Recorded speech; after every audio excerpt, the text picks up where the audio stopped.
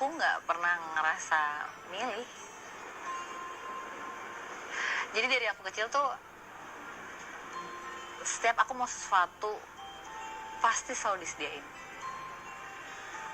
selalu ada yang bantuin. Aku gak tahu ngerasa milih. Jadi aku kawe cilik ki, aku pengen opo mesti terus disediakno. Mesti ana sing ngewangi. Tahu,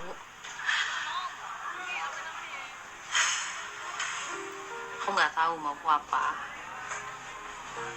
nggak tahu harus gimana.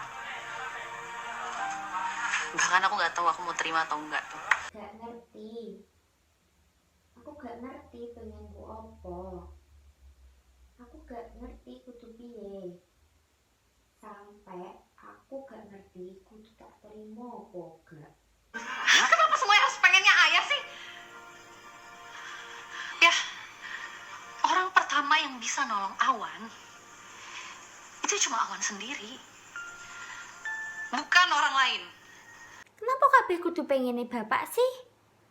Pak, wong pertama sing iso nulungi Awan kuwi ya cuma Awan dhewe, dudu wong liya. Tahu nggak, Le, apa yang paling aneh?